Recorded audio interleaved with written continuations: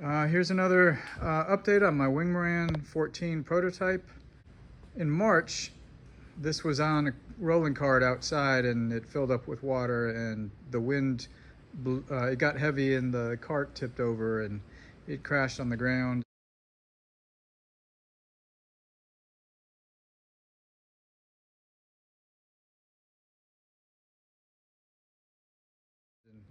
It cracked the seam that joined the two halves of the boat together, and the paper cracked and water started coming into the boat right here in this corner.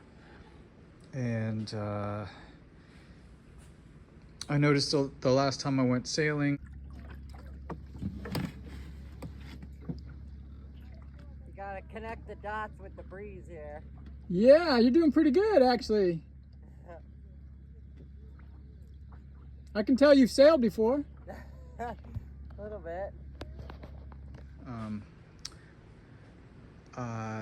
The back half of the boat felt heavier than it should have, so I knew water had gotten into my floor, so I had to rip out the floor, and I ripped out all the styrofoam right here, this is the styrofoam that was inside. It was all wet. So I've decided to not do a styrofoam floor,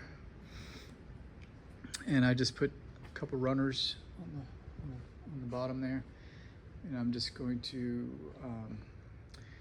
do some epoxy fillets in the corners and prime and paint it. And so I won't be able to sail this until that's done.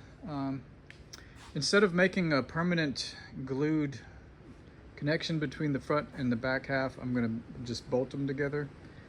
So so this is going to go here,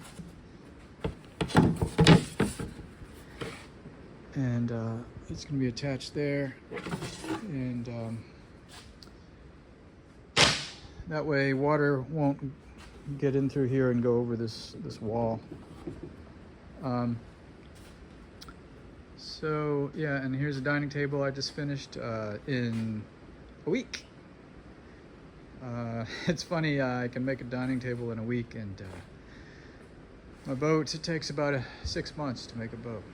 But the good thing is the back of the boat is now lighter than it was. With a single floor, it's lighter, and the rails. So I just have to strengthen the joint before I bolt them back together.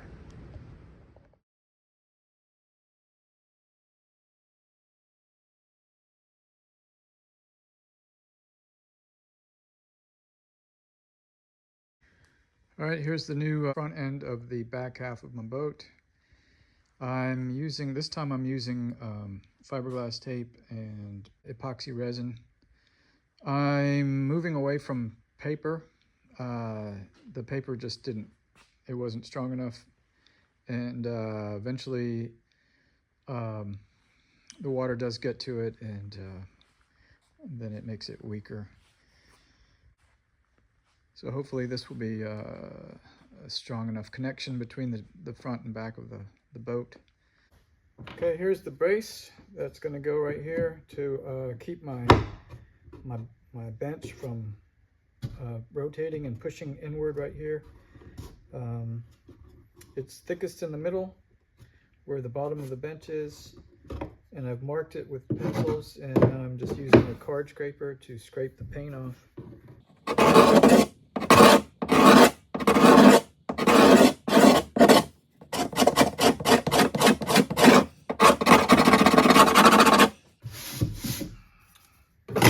All right, that should give some glue surface.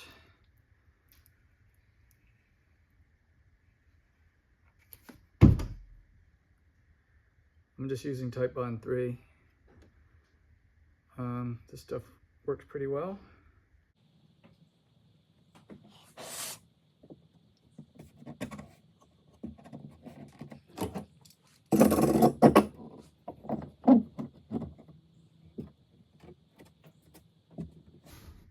All right, how do I clamp this? I'm gonna have to put some wedge in here.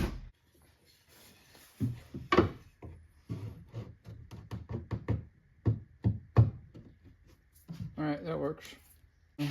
I'll let that dry and then use 2 of these wooden pegs, Miller dowels coming in from the outside. At slight angles, one will be going this way, one will be going that way. Probably come through right around here, and that will secure this to the side of the boat. Also, if water does get into the end grain of this, it'll expand and act like a cork. All right, I've got the hiking seat braces on. Now when I sit on the bench,